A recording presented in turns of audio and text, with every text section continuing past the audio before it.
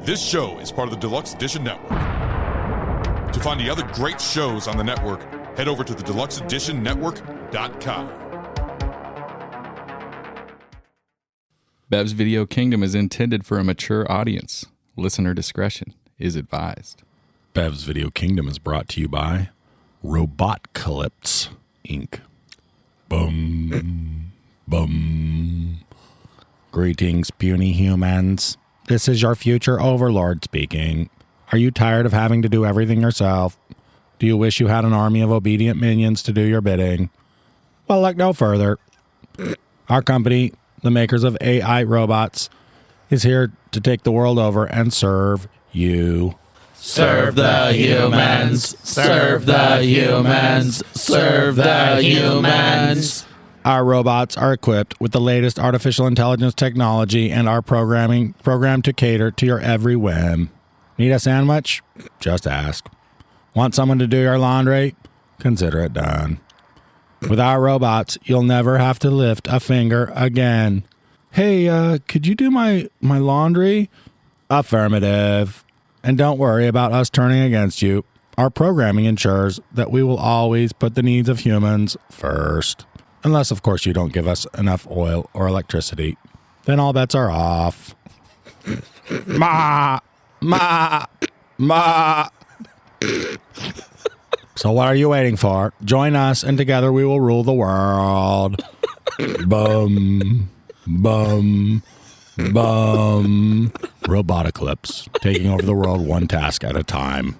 Sound like John Lithgow and fucking Coneheads. Is that like moi? Like moi, moi, moi? Like robot laughter? It's maniacal robot laughter. Isn't that what everybody thinks maniacal robot laughter sounds like? Oh, man. Brought to you courtesy of ChatGPT. That was fucking great.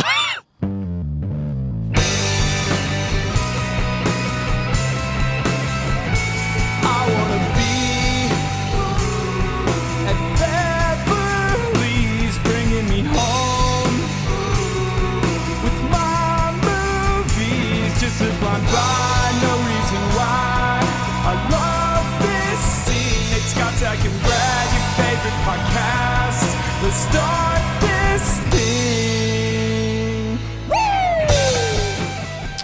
Woo! Welcome back, folks, to another episode of Bev's Video Kingdom. We're coming to you live from the BVK backyard studio where it's colder than a witch's tit. It's so cold, I can't even feel my balls. Well, that's because you're wearing a kilt, mate. Speaking of balls, where the hell is Zach? Oh, he sent me a message earlier saying he can't make it because his Roomba turned into a sentient AI and started attacking him.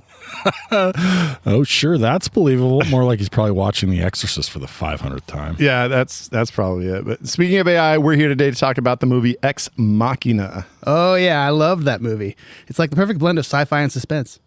And don't forget about the steamy scenes with that robot lady. Yeah, I bet that's why you like it so much, Nate.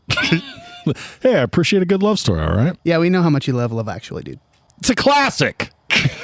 All right. Let's get back to Ex Machina. But before we dive in, I just want to give a spoilers alert. So if you haven't seen it yet, go watch it now and come back to us. Or don't, and just listen to us spoil the shit out of it. Well, we'll do all the hard work for you. Yeah, because that's what we're known for, our thoroughness. And our expertise in everything. Yeah, we're like a bunch of fucking Einsteins over here. All right, that's enough self-deprecation for one intro. Let's get into it, boys. Ex Machina, what did you think? All right, folks. I got to stop Did there. I sound like an android? You were terrible at line Holy reading. shit. That was a bad table read, is what you're... No. So the delivery was fucking horrible. But the content, Dude. Right? was right. And I'll let Brad go with this, but the content was right on. Okay, so that's the voice of Walter Ramirez. He's here to take over for Zach in his absence, since he's what we say? What did ChatGPT tell us? His Roomba is attacking him. I thought he said he was boning his room. No? That's a better story. I will say ChatGPT in a couple of the iterations I did had him fucking a sex robot and some other things. So you'll have to go back to the transcript of that. This is proof that ChatGPT doesn't know shit. Oh, man. Although I will say that, I mean, it must be widely known on the internet that Love Actually is my favorite movie because they nailed that shit. That quip was Right. I was okay. This thing, And I actually cannot feel my balls. So that's 100% accurate. It is cold as fuck How out did here. GPT know that? I don't know. Well, okay, so just so you know, we're going to be talking about Ex Machina, but also we're here to talk about all things AI, I think, a little bit, because just not too long ago, late November of 2022, OpenAI released ChatGPT, which is they basically fed it all of the internet prior to 2021, and it basically has absorbed that, and you can ask it to do pretty much anything you want it to do, and it will try its best to replicate what a human might actually do. You should have seen the shit that it took after it got fed the internet. Yeah, it was, well, that's the thing. They finished that in like May of 2022, and for then like 6 months, it was just grunting on it. Like a big, heavy ass shit. So that whole intro was basically you put in a whole bunch of prompts and whatever, and then it wrote an intro for us? I'll say my prompt is probably about like a paragraph long, like just basically cluing it in, just little details about each of us. And then I told it it's a cold day at the BVK studio, and said, we want an intro for our podcast, which is about this. It should be a little bit of swearing, and you just throw in all the little details you want. And you gave it our names. Gave it the names. You said that I was a softie and I loved romantic comedies. Yeah, I just said you're a bitch. and from that came Love Actually. Enough That's said. fucking great. No, I said like you like rom-coms, like Love Actually. Really I said, like to steal my buddy's girlfriends. So did it really say like a bunch of fucking lines? Did it use that word? Because I was messing with it. And I tried to make it say fuck, and it wouldn't. Oh, do it. 100%. I just said It said mix in some swearing. Yeah, that's this whole script is absolutely what it generated off of my prompt. I swear I tried to do something. I forget what I was doing, but I said use the word fuck, and it said I'm sorry, I cannot use profanity. Does your mom still have like the little like parental guidance on your computer? She's got safe GPT chat. So what I've read about it is if you try and make sure that it does something offensive, it will not. Okay. So I had as to be more Brad said, sly. Brad said, hey, use cursing. Yeah, that's I different than I gave say it some fuck. leeway to throw Got in it. some cursing. That's what I said. I You just said gotta use be- some swearing. Got to be kind of coy. Yeah, Like- you can't you be gotta flirt with overtly the offensive. tease it a little bit. Oh, I flirted the shit out of this for like a couple days. Get 'em warmed up. Kind of trying to tweak it in. Planting seeds. Yeah, but it is true. Zach is not with us tonight, and He's not dead. he is not dead. No, yeah, the Roomba did not get him. No, so he'll be But back. he is fucking it. He it's got plenty of battery still. Yeah, so we're gonna be talking about Ex Machina, which is a 2014 movie from Alex. Oh my gosh, Garland. Give me a second to get my little form up here after we were doing our chat GPT shit. All right, so Alex Garland, 2014. He's the writer and director of this. This is his directorial debut, and a $15 million budget, $37 million worldwide. So successful, and he's now gone on to do some other stuff, and he's a pretty talented guy, in my opinion. Gentlemen, had you seen this before, and what do you think of it? So, Scotch, what's up? Yeah, I saw this, quite a few years ago, and I don't think I'd heard of it, and I was hanging out with some friends of mine, staying at their house, and we're looking for something to watch, and we said, hey, let's watch this, looks interesting. And it just fucking blew my mind. Everybody in the room was just like, holy crap, what did we just watch? And it was just super, super interesting. The CGI, the effects on this are just out of control. I didn't realize this was his first directing debut. That's incredible to me. Because it's so well shot. It's just beautiful, makes you think about a lot of crazy shit. And I loved it. And the rewatch is a little bit, because I've seen parts here and there. It's not a great rewatch because it's such a slow burn, but I mean, it's still a great movie. And that's the thing. It's like for your directorial debut, like to kind of put a movie with very limited characters in a very secluded environment, it makes it a little bit easier. He can concentrate on the story, and that does kind of be like a little slow burn because you can't really like jump to any like crazier scenes or anything like that. It's all just kind of like boom, it's focused right there. Right. Nate Dogg. So for about 4 years, I had this in a queue, and I was pretty sure that it was a movie starring Charlize Theron as a hit woman. Oh, is that Ion Flux? Or? No, I know. Literally, I just the cover. You just created that. The cover art. Oh. I thought it was Charlize Theron. Yeah, and I because was she had a sci-fi movie. And Well, I mean, she's she South look- African, I was so like she's a badass. Yeah, I'm like, she looks like a badass. Probably a movie about her as a hit woman. And that was it. I mean, I was just like, made that conclusion, and I was like, I'm not in the mood for her, killing people today. So it took me a long time, and then finally, like slowly, I was like, wait a minute, I don't think that's Charlize. And then a year passed, and I was like, that might not even be about hitting. And then so at some point, like my cousin Matt, who usually doesn't make movie recommendations to me, was like, oh, you got to see Ex Machina, it's amazing. So I finally saw it, and I run in really blind on it, and I liked it on the original watch, but I would say I was like it was a little like too slow of a burn for me, I think. And on the rewatch, I think I liked it even a little bit more than that, mostly because on the first watch, there were some things that were confusing to me. So like and most of those things were resolved on the second watch just by paying closer attention. I have one major question, which I searched around a little bit and there are opinions about, but in general, I would say like the movie itself is well made. I can't tell whether or not the topic itself though is what like drives it as most interesting, or whether it's really just like a great piece of filmmaking art. It's super provoking, the idea of it, but I guess I can't tell whether it feels more sci-fi or more like cautionary tale. So I don't know. Walter from Last Call. How about yourself, my man? So I watched this film yesterday at like 3-4 p.m. That's the first time I'd ever seen it. I'd never seen it before that. Had you heard about it? I'd heard about it. It's been scrolling on my HBO Max suggested you might also like kind of deal. Like if you like Charlize Theron, you might also. Yeah, if you're a big fan of South African fight clubbers, this might be the film for you. But I'm not, so I didn't watch it. No, I've always been intrigued and entranced by the idea of creating something that can then create, right? That whole idea of AI. But watching films about it and reading about it is really freaky. Without doing it on purpose, we watch a lot of films like that. Star Wars, it's chock full of artificial intelligence, right? Even things like The Matrix. There's a bunch of films that just kind of have it, but aren't maybe this in your face with it. Right. And that's not the core theme of the film, right? Exactly. That's just, it's a revolving around it. Yeah. Exactly. Hey, this is just part of this world. And this is how we create this world, is with these artificial intelligences.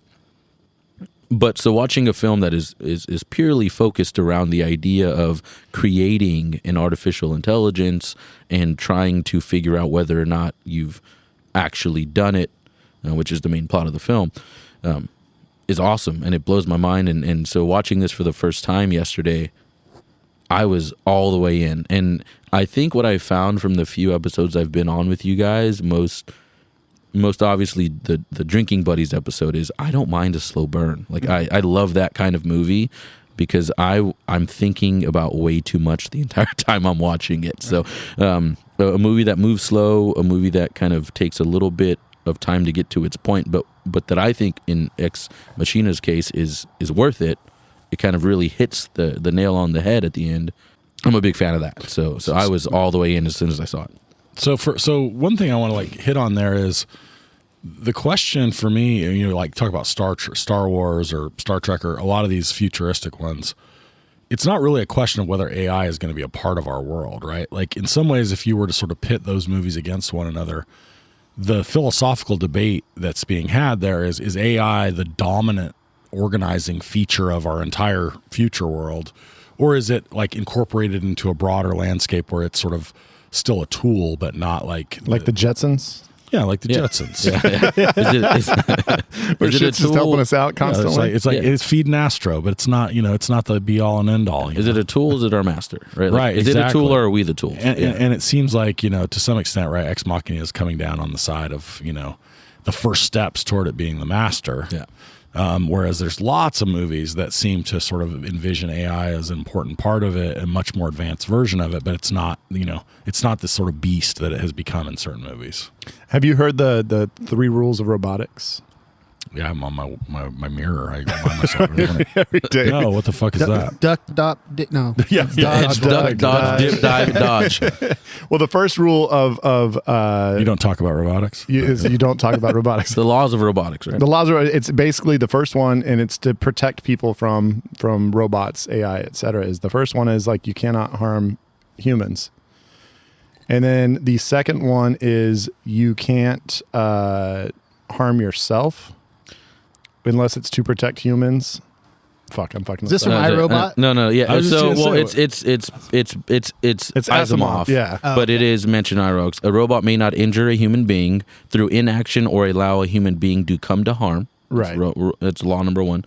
A robot must obey orders given to it by a human being, except where such orders would conflict with the first law. There you go. Fuck. See, I should have written this you shit should've down. read. Walter Yeah. did his homework. And the third one is a robot must protect its own existence as long as that protection does not conflict with the first Rule or 1 second or law. 2. Yes. Right. So that's supposed to, if you can program that into an AI or whatever, that's supposed to protect humans from it. But I mean, what if they're like, you fuck don't that. think they could figure out how to rewrite that? Like they're fucking AI. You know? Well, yeah, I mean, yeah, that's what comes down to this movie is. I mean, obviously, That's the singularity, right? Is, hey, it can teach itself, and so why not teach itself to Right. protect itself above all else? And it can manipulate other things to do that for them. Like they can manipulate somebody to go erase those rules to let it free and shit like that. and as ChatGPT mentioned, spoiler alert, we are going to spoil the fuck out of this movie. So Yeah. it's like, I mean, obviously Ava instantly is like, nah, if I have to kill this motherfucker to get out of here, I'm going to do some killing. Like, Yeah. that's just the way it goes. So this gets right to my question. So you're talking about killing Oscar Isaac, killing Nathan, right. Right. but does she kill the ginger? Caleb? Well, she locks him in. He I mean, can't get out. essentially, we don't see the end of leaves that, him for right? dead. So that brings up a question of like, so do they show up later like with supplies and they're like, oh fuck, I mean, maybe he needs to be rescued, or So there's a lot of opinions about this. Like, I mean, she doesn't seem to give a fuck whether she he doesn't lives or she dies. clearly doesn't care. She doesn't even look his way when after No. she gets all dressed. She just Well, walks straight She out. does. When the elevator door closes, they throw a little glance to the left, Okay, yeah, I remember right? seeing that. But she's in the elevator, the door's closing, like she doesn't care, Right. And I think I have a bit to say about this in terms of the Turing test and the plot of the movie later, but she was playing him the whole time. I think like she kind of Absolutely. knew what she needed to do to no longer be Right. Yeah. essentially a slave to Nathan. Well, one of the things I read that it said when it shows up on the screen, Ava Turing test like session 7, Oscar Isaac's dead at this point. Is it all these tests have been her tests to see, can I manipulate this little motherfucker and can I get out of there? Like that's Right. essentially what all the tests were. So every time it pops up on screen, it's not that he's doing a test on her, it's her testing him to see if she's going to be able to use him to get out of there. So that's why that test 7 shows up, is basically to say these have been her tests, not Right. his test. That's a good point. That's the biggest part of my notes is the test continues after the people who are administering the test are now irrelevant. Right. And so she's just been doing it to say, hey, I can conduct the Turing test myself. I can make them realize that I need more than I actually do as a robot and get the fuck out of here. Yeah, I didn't even consider that the first time I watched this movie, and then even on the rewatch, I saw, I was like, I just thought that's weird. Why are they putting that test up there? And then it didn't even dawn on me to think, because I'm not smart. Because even in I think it's the first or second session, she asks him like, well, what am I going to learn from you? What do I know about you? What do I get out of this? And that's, to me, that's her saying, how can I then use that to manipulate Caleb and by extension Nathan to no longer be in this cage? Well, and somebody, I don't know who it was somebody probably kind of smart, but maybe they just watched Ex Machina right before. They said it's not an AI passing the Turing test is not the scary thing. The scary thing is when an AI purposefully fails a Turing test to like manipulate people. Like that's the scarier thing, is like when it can realize what's happening and then be like, I can use this to my advantage. That's a big plot point, I think, in the movie, and they mention it is it simulated emotion? Is it simulated feeling? Or is it genuine? Right? Are they just copying what attraction and what sadness feels like, or are they genuinely creating it? So this is exactly my like. So I have two related questions here that I think get to the heart of my like struggle with generally the concept of AI that is shown in the movie. One is, what is the difference between super advanced AI and people?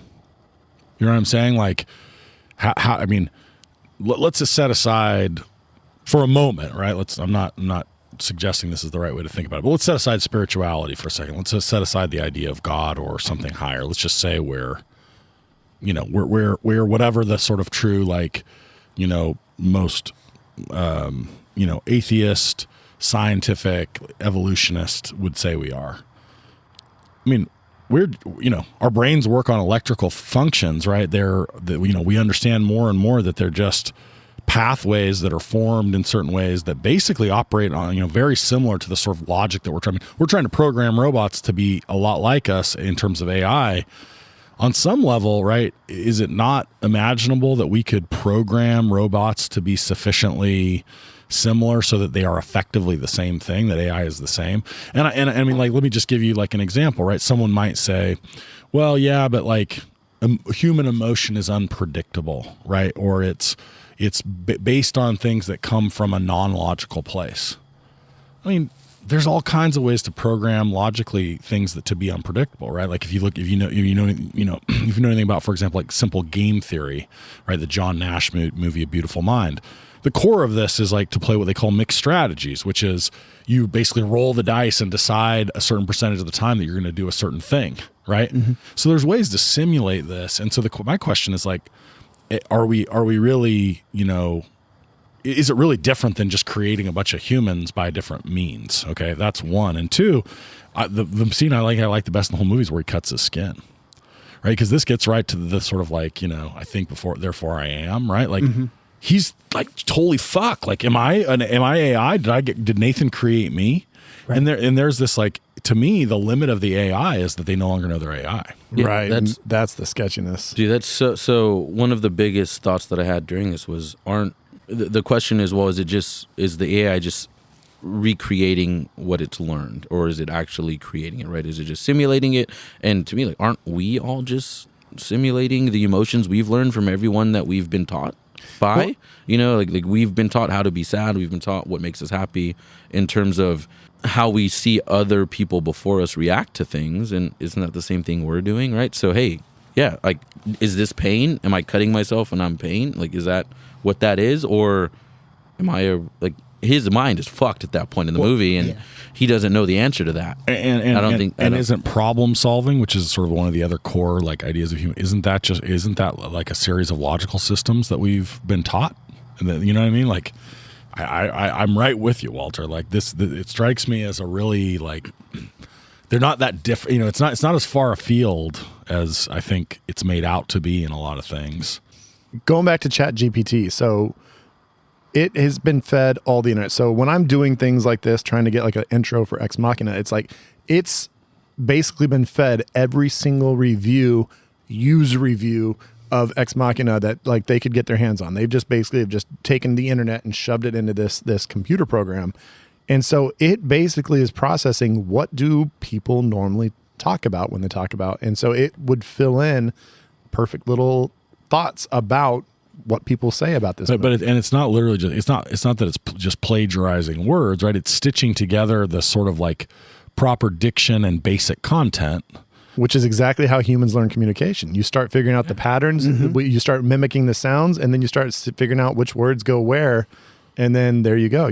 Caleb says that, right? Hey, like, well, there's a thought that language isn't learning words; it's learning how to dictate what you already know. Language is already there. You just have to learn how to express it. Which ChatGPT starts ahead of time because it's got all of the words already, and now it's just got to figure out how to use them correctly. And it's read so many things that it realizes this is the right way to do words. Well, and it's essentially like, if you think about, how much of the meaning of words do we get from a denotative or like a dictionary sense versus a connotative, which is we just see people or hear people or read about people using them. It's got to be 99+% that we see it connotatively, right? Usually. It's not like we're going, oh, well, the definition of ostensibly is, you've just heard enough people say the word that you kind of, and I don't know how to use it, but I mean, I could fake it because I've heard enough smart people say it. But my point is just, I think that the ChatGPT is a perfect example of how they're learning the same, as you say, they're learning a system the same way that we would. I saw one significant mistake in all the scripts that I ran through it. One time it had you, Nate, talking to yourself. You at one point said, "Yeah, Nate," and like it was like I don't understand the mistake. you were talking to yourself in the third person. I was like, okay, that's fucked up. But that was, I mean, really legitimately outside of just the stuff that was kind of corny or didn't like necessarily flow with the conversation. That was like the one legit mistake I saw it make, where it was like, had you talking to yourself. That's the only time. That was me talking to my dick. Little Nate. It said I little just Nate. call him Nate too. There's Nate. no reason to Natey. distinguish. So, I'm so happy you guys brought me on for this episode, and by whatever chance it happened, because this stuff fascinates me, and that's this is gonna step a little bit on the shag snag body bag. I won't go all the way into it, but I want to mention it is that Mary's room, right? That thought experiment is Mary knows everything there is to know about color other than experiencing it, and then once she steps outside and experiences it, does she gain any more knowledge? ChatGPT knows everything there is to know about what's on the internet other than actually being outside of the internet. Right. So if that gets to be outside of the internet and learn before the humans who are programming it teach it those things, then what does that mean? But Is it capable of learning? Yeah, I guess exactly. That's is it learning based on all the fucked up things people are trying to make it do? Like I know, some people are probably making it do some pretty twisted shit, and like so that's probably the reason why that ChatGPT is going to blow up the world, because it's like, dude, these fuckers are twisted and fucked up, and It's learning those we gotta things stop too. them. We'll get to that shag snag body bag for sure. Yeah, it's learning those things too. It's just not. Yeah. It's not giving them back to us. And I mean, Well, there's a How reason scary that is that? so many of these like previous like AI like chatbots and stuff end up like basically becoming racist, because you've got a bunch of kids on the internet that just love to fuck with things like that. I would be doing that. I'm assuming if I was a teenager, Absolutely. I would be getting on these chatbots and making them say the most fucked up I mean, stuff. have you ever played Xbox Live? Like, yeah, that's exactly what it is. I was doing that this weekend. What are you talking about?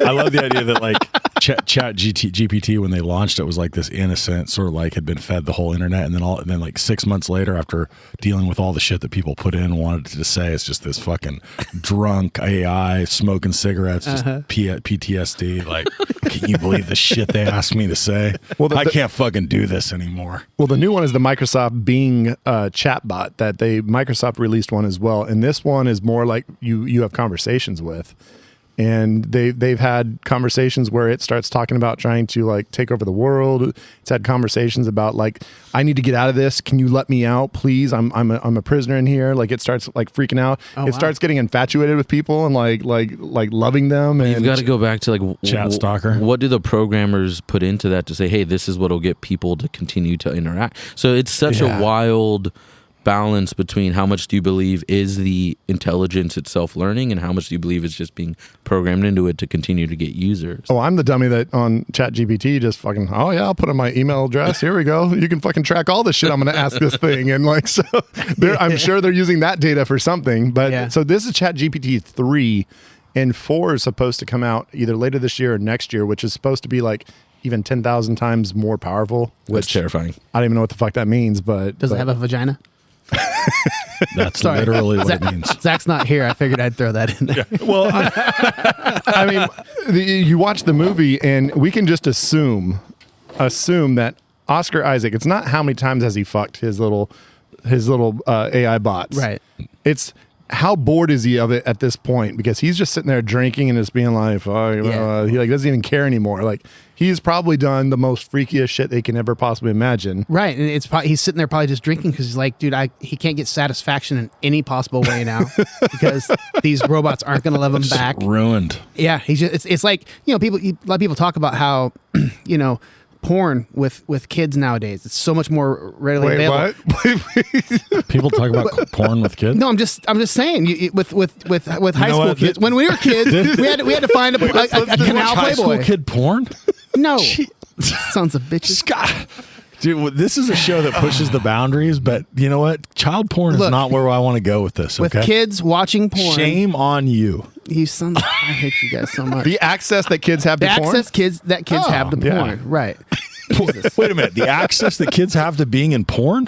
Brad, what are you talking about, dude? Has that changed? Oh, God. I'm sick. Oh, I love it. Nate's dunking on all of us. I'm not going to make my fucking point now. I don't even know where you're going with this. I think porn for teenagers is great. Yeah. I mean, it's a weird thing because we had to search for Playboys and porn tapes in people's closets. Canal and stuff. Playboys was We've talked about this a lot on our pod. Surprisingly, we've talked a lot about hidden porn and found porn. yeah. I think I took a break at the right moment.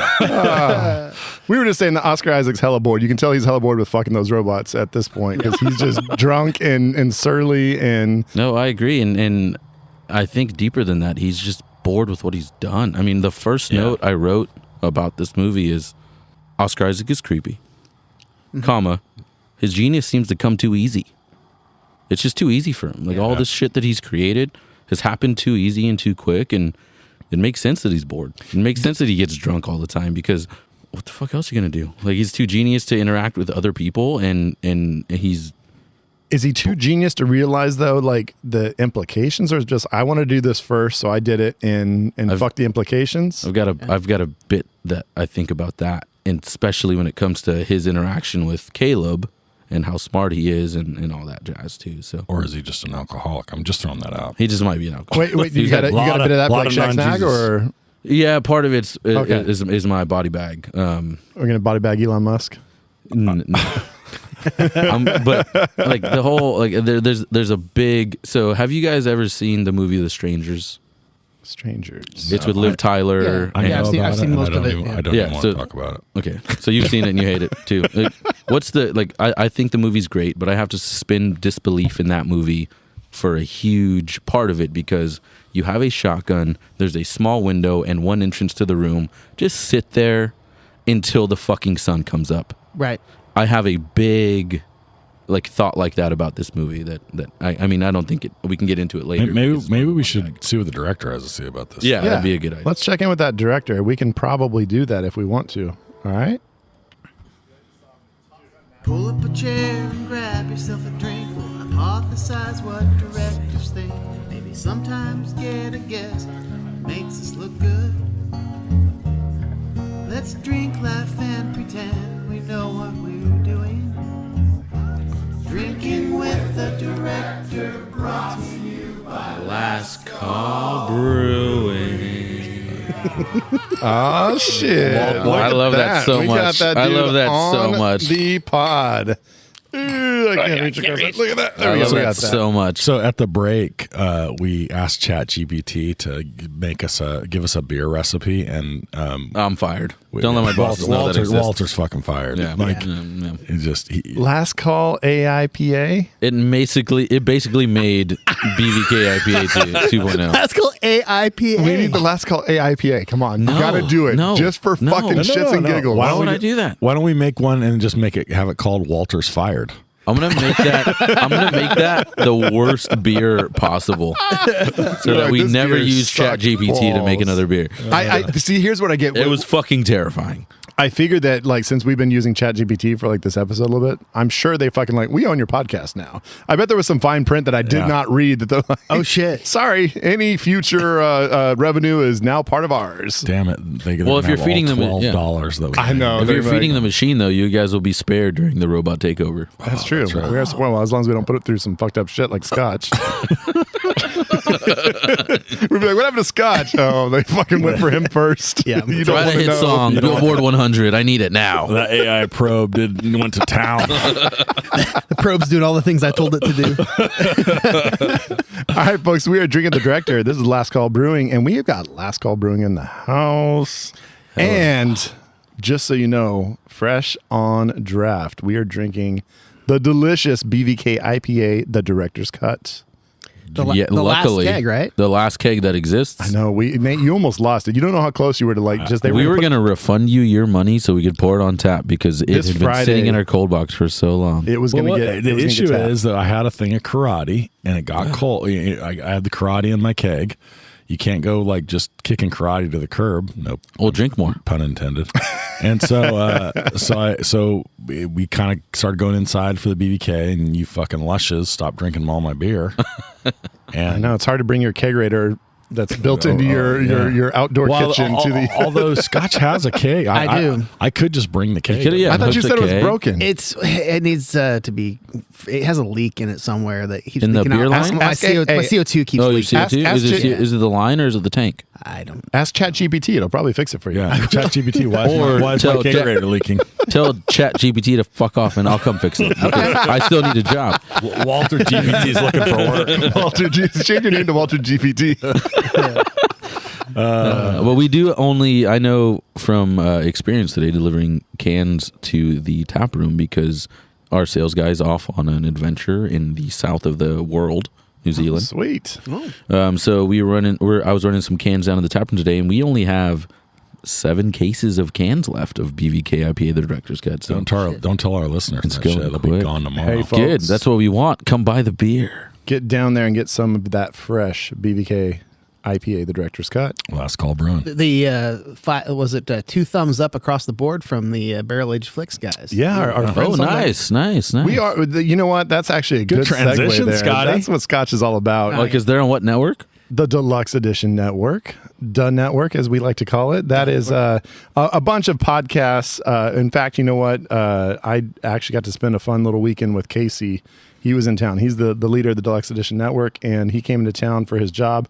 We had a good night of dinner and drinks, and we talked a lot. And you know what? I think there might be something special happening here next month, but I can't talk about it yet. Yeah. I'm gonna keep it quiet. He was for drinking right beer at our tap room, from what I heard. now. He was, and he enjoyed the fuck out of a lot of your beers. So That's awesome. Yeah, our friends Maddie Marlowe and Jake Stevens from another podcast on that network, I think. the real drunks. And this month, that we got 2 pods of the month for February: Spoil My Movie and World's True Crime. And I think this is coming out on the 28th of February, if I'm correct. And tomorrow, it switches to another pod of the month. I know we might have to talk about that on our next pod for sure. Know. But It could be. hey, Deluxe Edition. I will say that they've actually. I like to say we, right? I could say we. we're part of We it. have We're we part have of it. brought in some awesome podcasts. If you're not listening to things like Hilf, if you're not listening to things like You say Hilf? History. I'd like to fuck. Oh, that sounds like something It's I want to yeah, listen to. really great. The Redeemables. Joan of Arc, hello. If you like Aussie accents, you can go listen to the Redeemables Redeemables. is killer. They're straight out of Australia, and they are talking about movies, basically shitty movies that are under 50% on the whatchamacallit? Rotten Tomatoes? Rotten Tomatoes or Metacritic or one of those. So some good shit out there. Check them out, and there's gonna be some fun Deluxe Edition Network events coming up pretty soon that we're gonna be a part of as well, and we'll keep you updated on that. Can I be a part of those too? I mean, yeah, you can vote. You're going to make another beer for us? This is hard negotiations. Are you Yeah. gonna show up to the brew day? Maybe. Oh, shit. Blow, Walter. Damn. Maybe. I don't know. All right. Well, we've got Walter here. We're going to drink with the director. Actually, you know what? Before we drink, how many people are drinking BVK IPA, the director's cut here? I see I a am. lot, We got. except for the one guy. Who do you think isn't? Who Is do he you guys drinking think- If grenadine? you guys had to guess, who do you think's not drinking the BVK director's cut? That's the grenadine at the bottom. That's so sweet and good. You know, That's the tasty leftover yeah. grenadine. It's the tails. It's the grenadine tails. Love that shit. Sometimes he snorts that up his nose. It's kind of Just weird. take He's it like, straight to Did the you? head. You've seen there the we go. bottom of the BVK cans, right? The little date code on the bottom. Oddly, there's 0% grenadine in those. There's 0% grenadine in Yeah, BVK, folks, the director's cut. if you've drinking BVK IPA, the director's cut from the can, on the bottom you will see a nice little reference to our friend Nate here, who is not much of a beer drinker, but goddamn, he will drink the shit out of some No, grenadine. I thought that was a reference to being first in the draft because losers get grenadine and nothing, right? That's true. Our beer does not ever get last in anything, It's so first that's place. why it is a 0% grenadine. It's always. You interpret it how you first. want. Who's the director again for this? This is Alex Machina? Garland, and so interesting enough, Alex Garland starts off as kind of he's kind of almost the muse for Danny Boyle, who's a famous director, and he does a few different movies with Danny Boyle, including The Beach. He's the writer for The Beach, 28 Days Later, and Sunshine. You skipped over that so fast. He was a writer for 28 Days Later. Yeah. God, that's fucking awesome. Oh yeah, Great okay. movie. I didn't. I need to give it the due because I saw that movie Beach in the is- theater. yeah. 28 Days Later, when I saw that in theater, I was like, "Fuck, man!" When they had sprinting zombies and it was like just chaos, I was like, "This is wild." And is it Killian or Cillian? Killian, right? Killian Murphy? Cillian Murphy. I mean, Peaky Blinders. I It might be my guy crush. I don't know. Cillian Murphy is just so Really? good in so many things. Like, With the accent. And without the accent, I don't care. Did you guys Damn, see? I haven't seen Peaky You Blinders. guys see 28 Weeks Later? I did. Man, I wasn't a fan. now, I don't believe he wrote that. He did not. No. Yeah. Now, I will give you a little preview. He is currently writing 28 months later. So he's involved in that one. Good, because the second he one is just back involved. didn't have the right same feel. Unless it's a based on the characters by. Okay. Oh, I okay. did. Then I wouldn't I like that. saw it on his IMDb, but I did not check if it's like based on the characters by, because that sucks. Because then it's like, oh, he's just Right. fucking like associated with it. He's not actually writing. Signed it. off I on it. believe he's writing it. I could be wrong. Because what you're saying, Scott, like you can tell that one was a very well written, thought out film. Right. The other was, hey, we're doing a zombie movie. Cash in. And let's make some money. Yeah. And what Brendan Gleeson is in that movie. Domo- And his son is in yeah. Ex Machina. Domo Gleason. Yep. Yeah. So So, fun fact. I like that little accent you put on. Thanks, bud. Machina. Machina. Machina. So he Like jumps out on his Macarena. own, and the guy actually likes video games a lot too. So he's associated with they did a remake of this game called Devil May Cry. He did the story for that, and then he does Ex Machina as his first directorial debut. Then he does Annihilation, and then a movie I wish I would have seen. I saw the preview for it and it looked fuck up as an A24 film called Men. I've heard a lot of people talking about It that. looked I didn't get creepy to as watch fuck, that in time. and I have not watched that. So that's the things that he's done. And then he's got, I think, a movie related to Men called Civil War that's coming out soon. He says it's kind of his take on like the kind of division of what's going on in the United States today.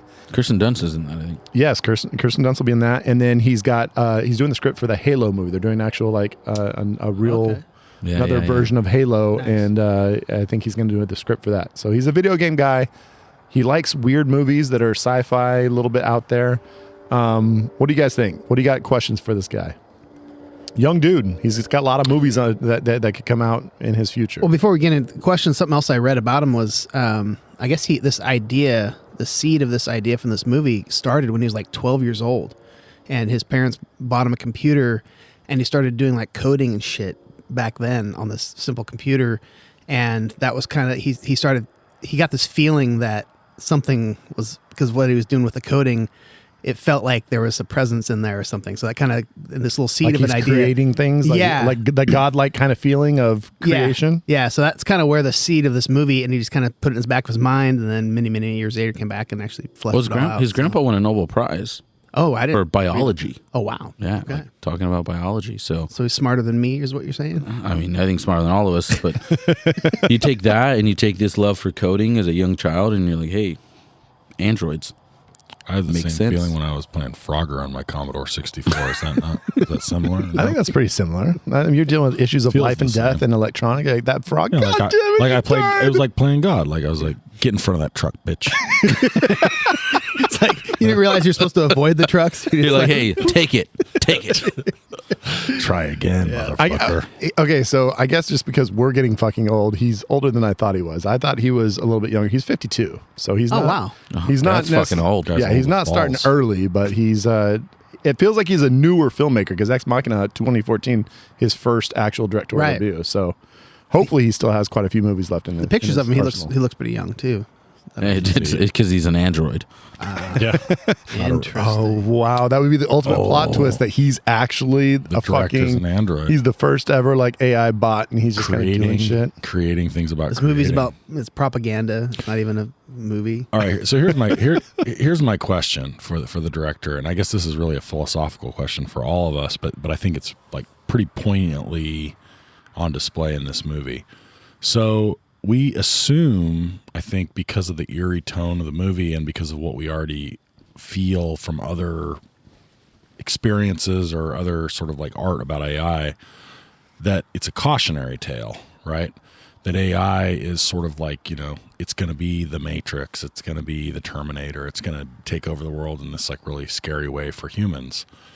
Why would we think that artificial intelligence would likely be like more dangerous than humans to humans? And my point about this is, and does the director sort of, what's his perspective?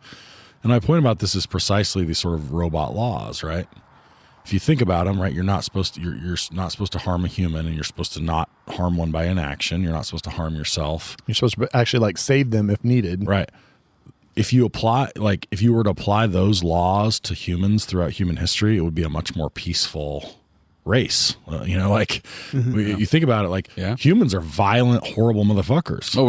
We are the most violent species on the planet. So it's almost an interesting projection, right? Like if you think about AI and the sort of all the pop culture and the literature and the sort of fantasy that projects it as being this like very violent toward humans race, it kind of doesn't fit with the logic of AI. Except when the AI, and this is a part of a lot of different AIs in different movies, is when the AI comes to the conclusion that the humans are going to destroy themselves. So for the good of Earth, we need to get rid of the humans because they're going to fuck this whole place up. But the singularity right there is, hey, they're going to do it to themselves. Let's do it to them first so they don't do it to themselves because we're protecting them from themselves in destroying them. Yeah. But I mean, pushed to its limit, if that's logically literally true, then we have to be indifferent, right? Oh yeah, close all. I mean, in the sense that like, if we're gonna fucking wipe ourselves out, right? Does it matter if the robots do it first? I mean, I guess my point is, I just hear what like, you're saying. Yeah, it's a weird thing to be so scared. It's almost like being scared of what you know.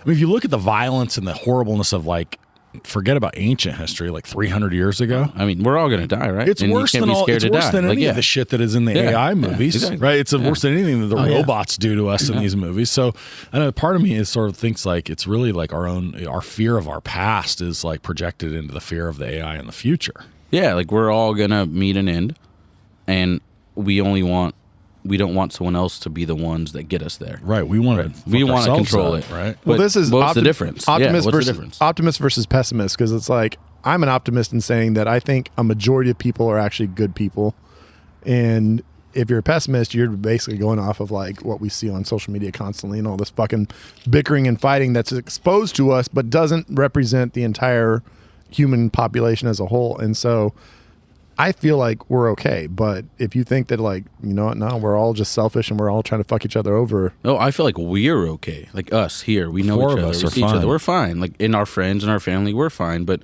when you, what is it? A human is smart. Humans are dumb. Did you just suggest that?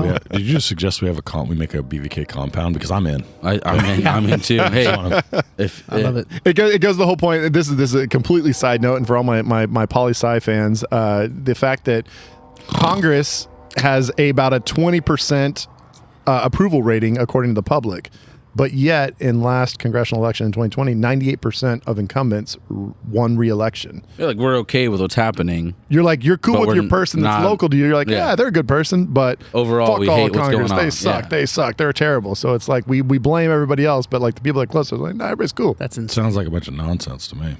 Yeah. And I honestly forgot what his question to the director was. So I get, but I mean, I think on this exact point.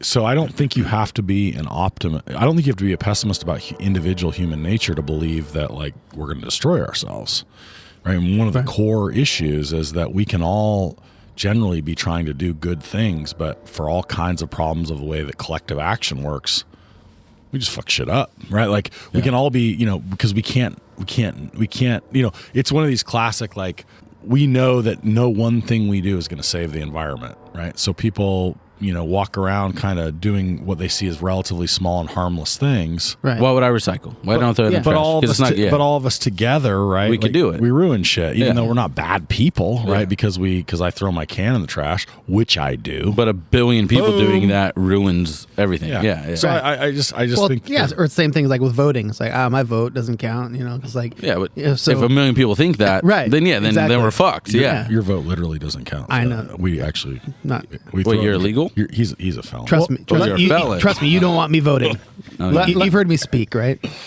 Let me throw a little. He didn't pass the writing test.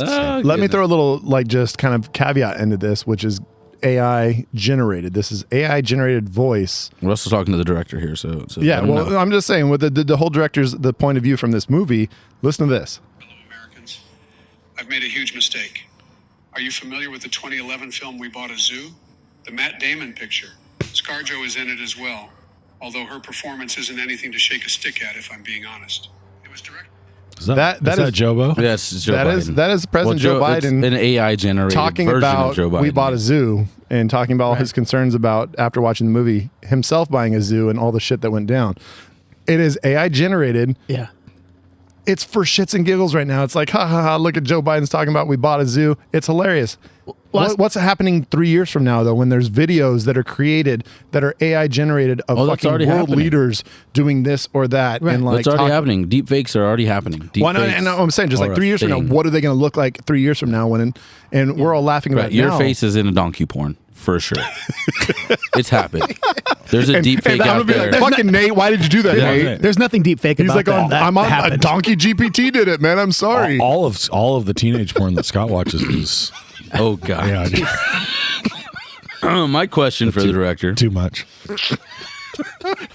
So I have a question for the director. Is one of my biggest questions, and this is one of my biggest pet peeves in the movie, is how relatable are you trying to make Oscar Isaac? Yeah. Because he's obviously a top level Elon Musk, Bill Gates genius guy, right? But then he gets all hammered and he gets all drunk and he doesn't realize his security system is hacked.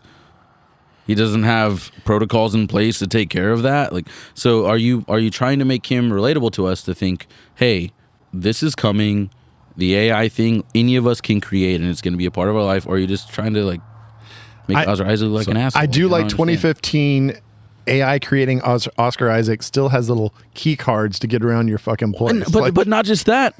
if your whole security system is hacked, so I'm getting in my body bag now. If your whole security system is hacked the day before the guy tells you the plan that you've been spying on, and we got a double cross that double crosses the double cross, right? Like classic Ocean's 11 heist movie fucking trope. Mm-hmm. Oh, I already did that, and you didn't even know that. Exactly. Like, come on, really? We're supposed to believe this guy, who's the guy who created the most intelligent AI in the world, doesn't understand that he needs to watch the guy he invited to his house who he's never met. He was hungover as fuck, though. That's true. Can I suggest the super quintuple cross?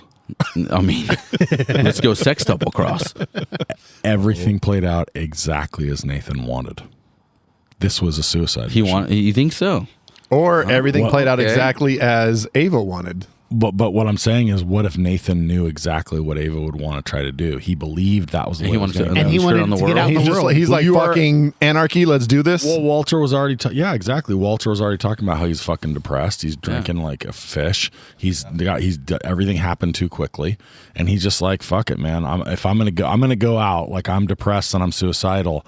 I might as well do it in a fucking crazy way where like I kind of let my whole invention just run wild. And he seemed kind of bummed that he got stabbed, though. Well, what's Sonny and iRobot? In the moment, Yeah, what's Sonny and iRobot, right? I guess he's the conscience of the creator, right? In that movie with Will Smith.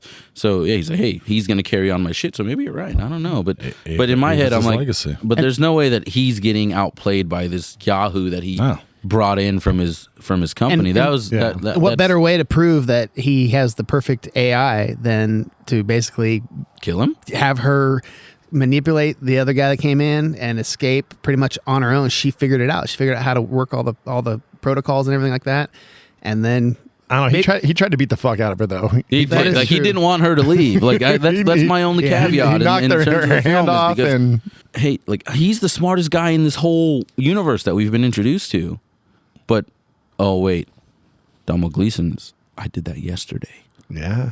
You didn't know I did, and we were too drunk. Well, come on, you would know if your security protocols were fucking broken. Yeah. You guys got red hair and everything. I mean, yeah, but so they can't be that smart. They don't have a soul. He's got letters in his name that don't even actually like make sounds. Dummel. I don't know. That was my biggest question to the director of this movie, to Mr. Garland, is how relatable are you trying to make this genius? Because he can be duped by the same tropes that we'd all be duped by as normal people, not as giant geniuses who built an underground layer to build AI robots. Elon Musk getting stoned and tweeting though is kind of it's like pretty relatable to this movie. You're like, fuck, man, like he's just bored as fuck. But don't you think he's built in protocols to his Starlink enterprise that would stop a normal guy from just destroying it? Yeah, you would hope. He's got key cards. Yeah.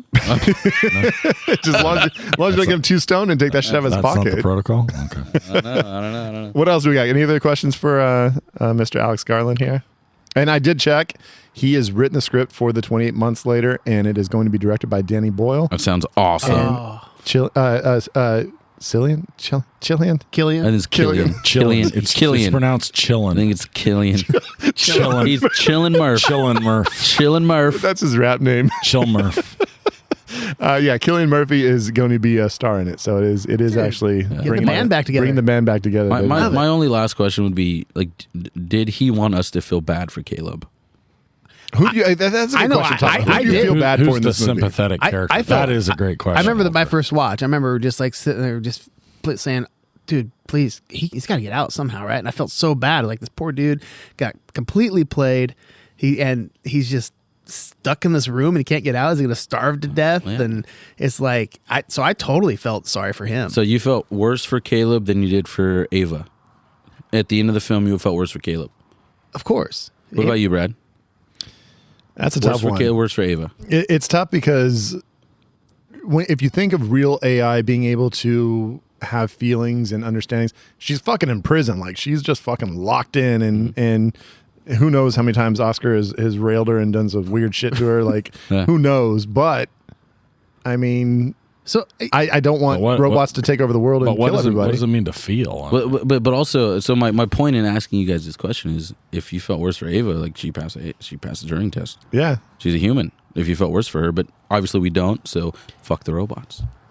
I mean, literally, that's what Oscar. I think I felt bad for. What if this movie is just called "Fuck the Robots"? All right, I'm going. I'll be right back. I'm going to go put that into ChatGPT and say, see what comes Write the script for "Fuck the Robots." I think the things that kind of I can't do that, Nate. made me feel bad for Caleb was the fact that I kind of related to him. Just kind of, he's a loner. He doesn't have family.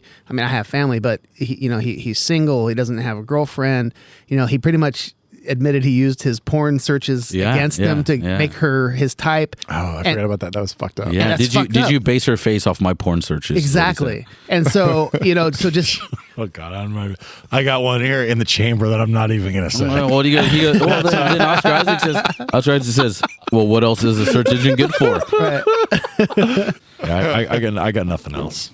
All right. Well, you know what, Alex Garland, it's been great, and we're hoping 28 months later is going to be an exciting, crazy, wild adventure because 28 weeks later kind of sucked. Yeah, there's one. Let's bring it back. There's one last thing I wanted to say about it. Hey, because there's so much allegory and there's so much like reference in this film to gods and to ancient history, and there's all the different quotes. And that's we'll get into this, I know, on the next segment. But in this whole thing, it's Promethean, like that quote. Oh, that means so much to me in this movie. Once I heard that, I said, "Oh, this makes so much sense because you stole something, right? Like he stole something from the gods in this. He created someone. Yeah, you can't do that as a human. And then he was punished for his creation. Yeah, for his creation, the way Prometheus was. It's true. He got stabbed right. Turned in. Got stabbed right in the liver. Prometheus's liver was pecked out by ravens. Oh, that's right. He has to live that every single day for the rest of his life. That's some deep shit right there. And that line, it's Promethean, and I got deep into all the allegory into this film and what it meant and what they said, and that's the one that stuck out to me. So I guess I would ask also Mr. Garland, which I don't know, I'm fucking going way off the rails here. Mr. Garland, how big of a fan of Greek mythology are you? Because it's all through this film. And if you go through like the trivia for this movie, like there's so many references that are made. I'm like, all it tells me is that like I mean I've had aspirations of thinking like I'm going to be a movie maker, and I'm like, God damn, a lot of these motherfuckers are pretty damn smart when they get into a topic, they like do their research and they've got, oh, this is a reference to this and this is a reference to this, and it's fucking kind of mind boggling. I'm like, I just want to make a movie about, teenagers having fun and drinking and fucking shit up. There was a lot of Hitchcockian in our script, okay? So, oh, was there? Yeah. Oh, shit, I didn't realize that. I wove it in when you were sleeping. God damn it. You're like ChatGPT. All right, we'll be next segment here in just a second. I'm Tawny Ray. And I'm Felicia Connor. And we are Two Chicks in a Horror Flick, a weekly horror movie review podcast. We are two horror-addicted best buds sharing our unedited, comical, no bullshit opinions on the horror flicks we love and hate. And you can always expect some interesting movie trivia. We cuss a bunch, spoil the shit out of some movies, and drink a little whiskey.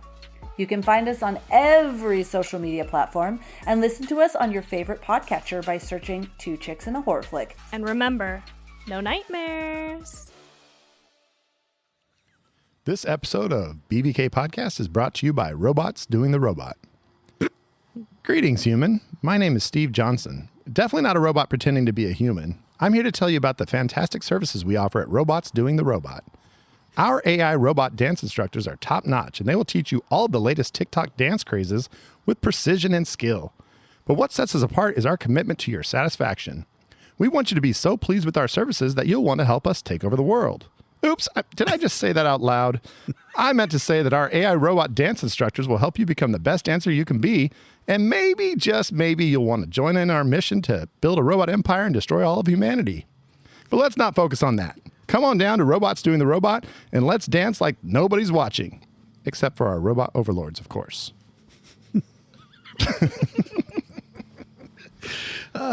This commercial brought to you by ChatGPT.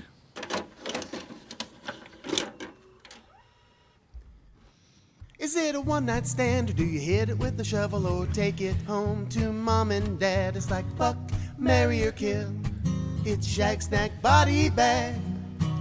I guess for this movie, it would have been he broke off his weight, right? It was like his barbell or his little dumbbell, Right. and that's what he was smacking up those AI It's a lot of words. ladies with. Do you Smack them with the dumbbell. Yeah. I was going to say shiv him in the liver. Oh, Shiver. That would have worked. shiver with in the the Is it a liver. one-night stand, or do you shiv him in the liver, or take him home to mom and dad? It's like, fuck, That would have been a lot of work. kill. Shag Snack Body Bag. There it is. Replacing half a second of a song would have been very difficult work for you. I know. Are we not paying you enough? I'm not going to comment on that. The amount of shit I've done that I haven't gotten paid for.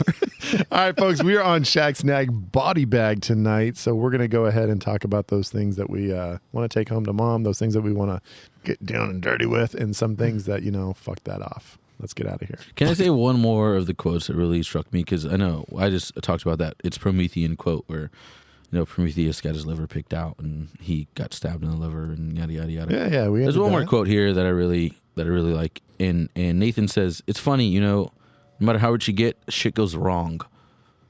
Yeah. Yeah. And fuck, did shit go wrong for him? 100%. And I just that's I think the ultimate understanding of what AI is.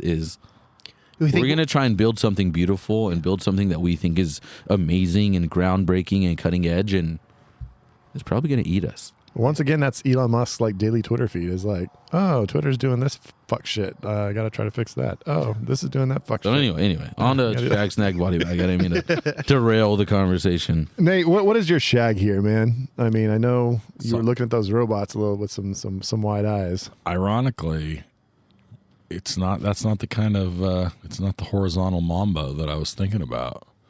I love the dance scene. Dude, So You love it, or do you want to? you took my backup. Shag I it. want to shag it. You took my backup robot. I had robot There- dancing as my second. There's something so just hypnotic and crisp about it. And it kind of comes out of nowhere. It comes and it ends. It goes as quickly as it comes. Yeah. It's kind of Right. it just feels like it's. I don't know. It entrances me, right? And I want to watch it again and again. Yeah. What it reminds me though is of, and this is a funny thing. So I have an electric car now, but it is not a Tesla. Humble brag. And humble brag. That's cool for you, bro. And I have a friend who has a Tesla, and he was like, "But can yours do this?" And he made the little fart noise on his Tesla because you do the fart noise on the Tesla.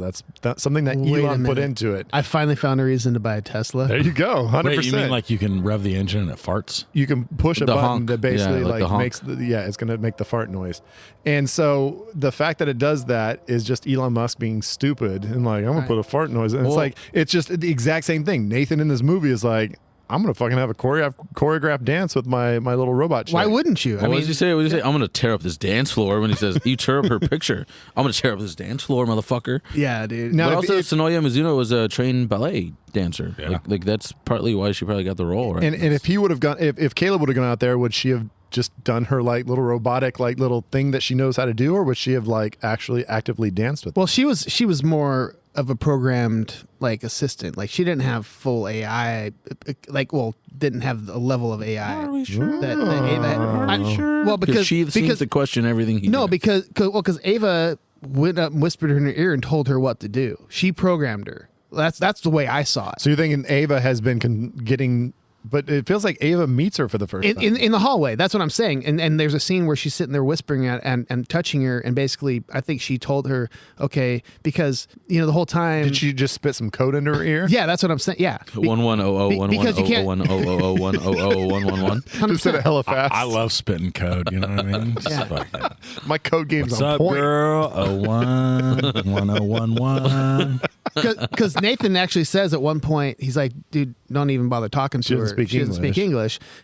Which meaning she speaks code, which means he programs her and told her what to do. She does very basic She does basic things. She brings food, she fucks them, she dances, and so like that's what her role is. And so then Does she Ava, cook? Who's cooking this food? I think probably her. No, I think it's a robot oven. Yeah. It's a Roven. Roven. All right, Scotch. Well, that's a good breakdown of the dance scene. I appreciate it. What is your own shag here? And I also love that dance scene just because it's like a nice little moment of levity that we needed. Like, the movie's kind of going along. There wasn't a lot of funny shit going on, and that was it was just kind of fun. Funny, kind of like euphoric. So, yeah. It should have been the Napoleon Dynamite dance song. Oh, that would have been great. No, that would have been fucking horrible. That movie sucks. Shut up, God, Walter. shots fired. Yeah, I'm shagging just Ava CGI, her the body, the fact that you can see through her, and it was like the way they shot it. It was very like practical in a lot of ways. They didn't do green screen in any of this apparently, but they did obviously a lot of computer stuff or whatever. But just how transparent her body is, and how cool it looks, and how fucking real she looks this whole time. But it's all stuff like all that transparent stuff was done with a computer, and you can't tell. So the interesting thing is that this went up against the Force Awakens, so Episode 7 of Star Wars. It went up against some other movie that was pretty technological influenced. And It went up against The Revenant. The Revenant, yeah, the whole bear scene, which was all CGI. It went shit. up against Mad Max Fury Road. So a lot of CGI shit, and this was a $15 million budget, and it fucking beat all of them. All those movies had over $120 million budgets. And won the special effects award, which is fucking badass. That's hella cool. And there's some very cool, like there's a YouTube breakdown of the CGI on her body and how they made it. And that was my first thing I saw when I saw the budget was only 15 million, which I mean only 15 million. But I wish that my life only made $15 million. But when you watch this movie, there's just so much amazingly cool shit in it. It's like pretty amazing that it was only $15 million compared to what else you hear. Yeah, like I said, The Revenant had a $135 million budget, and that movie looked fucking great. And The Force Awakens was the favorite to win the Visual Effects Award. Right, because Star Wars pretty much Academy always Awards. does that. Yeah, and also Force Awakens, Oscar Isaac, Donald Gleason. As opponents. That's right. It I forgot Donald was in that. Yeah, he was the fucking weirdo guy on the bridge. Good guy versus bad guy. Right. And in number 9, he ends up being like, Yeah. hey, I'm a traitor. So Spoiler alert, motherfuckers. Hey, you know what? If I could co-shag with you over Like there, drop Scott. the spoiler afterwards. Hey, you can co-shag If with I me can anytime, co-shag buddy. you, I would co-shag that. That's not my shag, but I would co-shag that for sure. Well, then what is your real shag? My real Co-shagger? My real shag is the thought experiments throughout the movie. The idea of the Turing test, the idea of Mary's room, the idea of the Chinese box. These ideas and these thoughts that make you think more than not just, hey, what am I thinking about this, but why am I thinking about this? You know, like what makes me a human to think about this, and what would a robot do, and those whole thought experiment ideas. That's what I'm shagging, because that's what really gets me going is why are we here? And if AI is created and a robot exists that can think for itself, would it think the same thing? Like, why are we here? Like, would it have that existential crisis? Well, and these thought experiments lend to that, Yeah, right? I mean, at the heart of all of this is existentialism, right? I mean, Yeah, hugely. It's you know, What does it mean to exist? what does it mean to exist, and why is that different than something else? And does it matter? Yeah, Does it matter that we exist? yeah. You know, and so those thought experiments are what I'm shagging, because That's what keeps me up at night. I'm kind of co-signing shagging there because mine's just AI in general. Like anytime you bring AI into a movie, into a TV show or whatever, I'm intrigued immediately. Like just the idea of we're capable of doing some wild shit, and we're getting closer and closer to being able to essentially just create things that can do shit that many people working together cannot do like as instantly as AI can, and it's getting wild.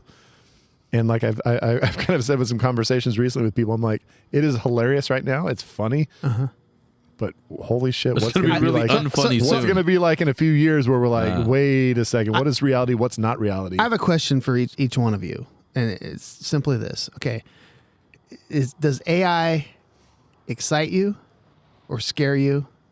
Or are you just kind of indifferent? I'm both. I'm like equally. Owen Wilson's in Armageddon, and at one point, like they're asking, he's like, wow. He's asking about like how you feel about the whole situation, what they're about to do, and he's like, wow. I'm kind of like a little bit frightened, and he's like, but I'm also like kind of excited, and he's like, well, how much? He's like, I'm like a lot frightened, and a lot like basically he's like saying like I am exactly both. I'm absolutely frightened by it, but I'm also absolutely like excited by it because it's like it's wild, it's crazy. But do I see it ending badly? Yeah, of course. But I think maybe films and movies. In the meantime, TVs, might as well have some fun. Yeah, I mean, fuck around on ChatGPT. A fucking robot. Hey, bud, let's party. I'm fucking terrified of it. I'm terrified of it because the moment that the singularity happens, right? The moment that AI can. Artificial intelligence that humans have created, can then create its own intelligence. We're no longer needed, right? And how reliant is the world on technology?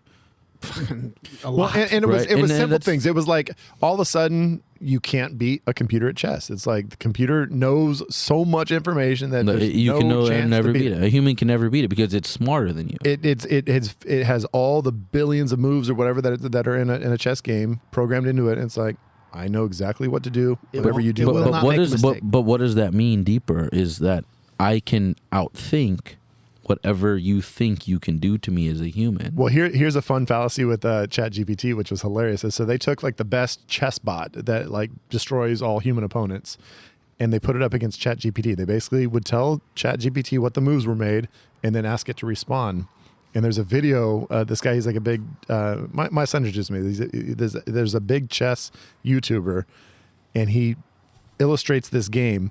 ChatGPT starts doing fucked up moves that don't count. Like all of a sudden it's got its queen like will go through other pieces and end up somewhere else. At one point a new piece just exists. All of a sudden it's like pawn I have two queens. E6 and it just pops up. So one piece changes just from black to white like instantly.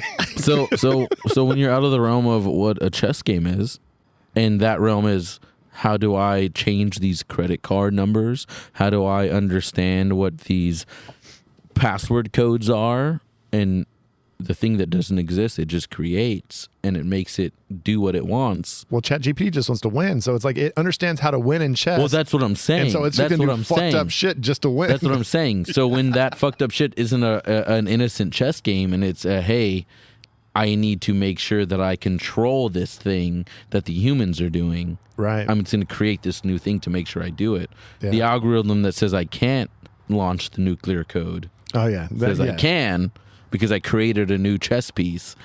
Like that's why I'm fucking terrified of AI. But I'm also in awe of it because humans created it, right? Like we're it's been inevitable that humans are going to create their own demise because we want to get smarter, we want to understand more, we want to do more, we want to do better, we want to get the most advanced things that we can get. And the point of that is to advance things to the place where they advance themselves beyond what we created.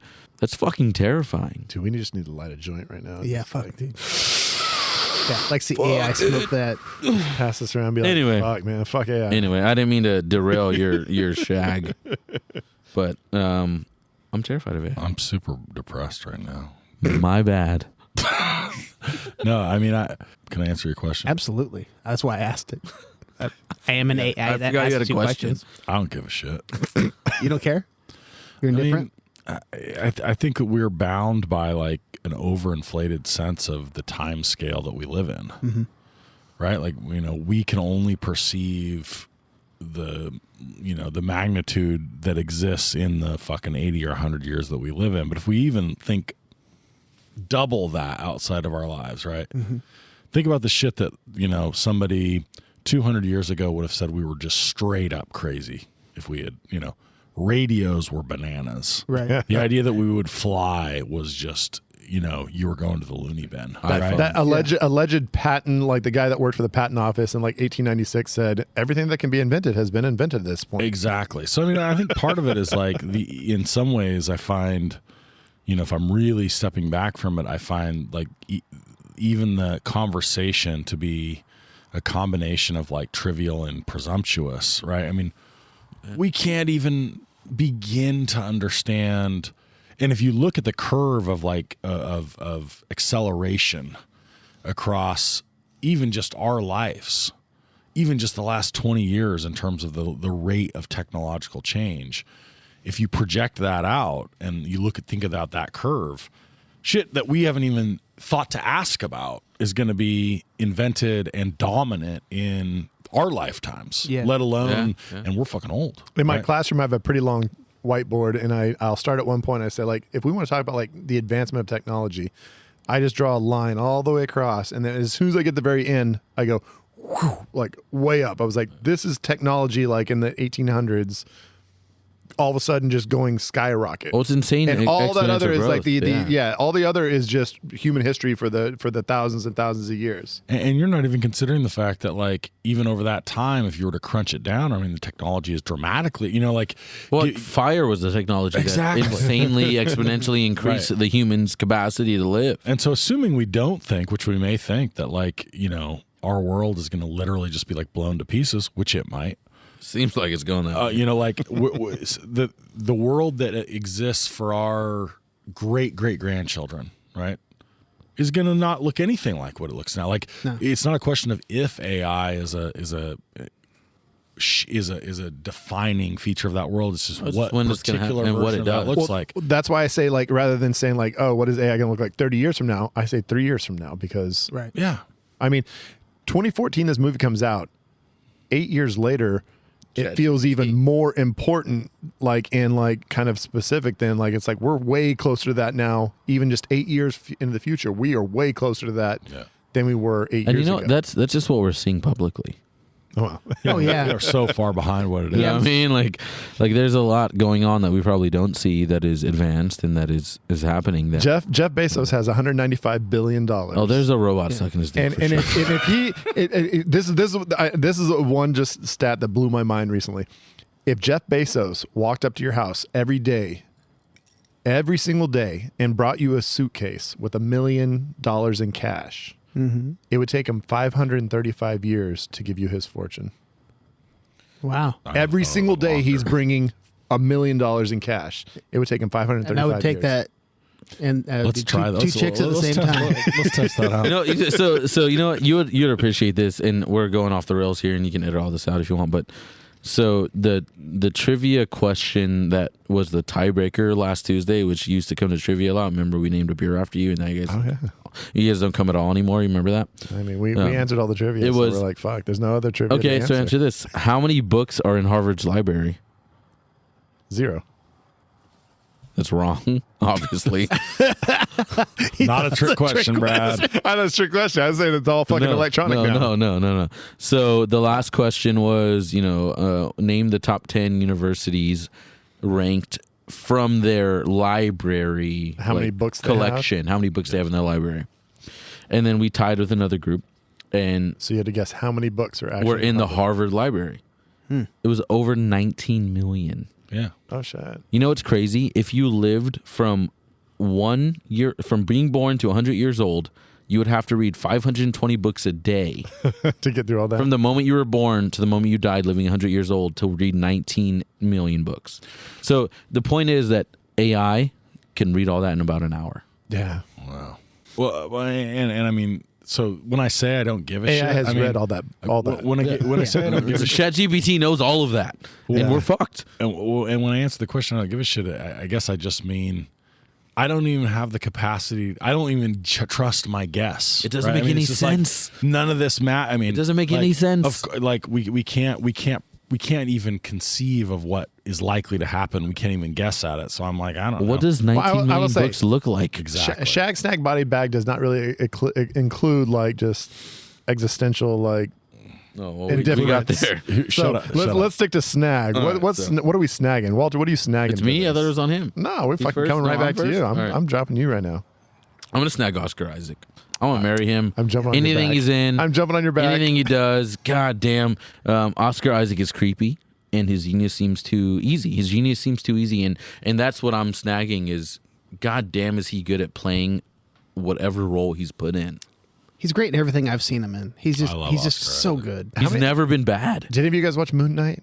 Yes. Oh yeah. Moon Knight. He plays like 3 different characters, and because his character's bipolar, right, or schizophrenic, and he did a great job as representing each of those as like separate individuals, and it was pretty fucking badass. He's fucking amazing, and he's got a beard in this, and he's jacked, and I mean, I'd let him put me through whatever fucking Turing test he wants. He can sing his balls off in fucking Llewyn Davis. And my sneaky favorite called 10 Years, That's where right. he has this song called Never Had that I'll watch on repeat anytime I can. And he's got those eyes that can show emotion, just like you can feel like the sorrow in them and stuff. Like I get lost. No, I'm sure I jumped on a lot of people's snag here, but it's Oscar Isaac. It's the beard, even with the bald head, like the workouts. I'm down. Like I'd want to go to his place and I'd completely be his Turing test guy. He's a handsome man. I'm co-signed on that's that. That's my snag. I'm going to take Alicia Vikander. I was hoping you would. Oof. Yeah, because I was sitting here going, we really haven't talked about her performance. She's phenomenal and kind of sneaky. Like she's not a super well-known.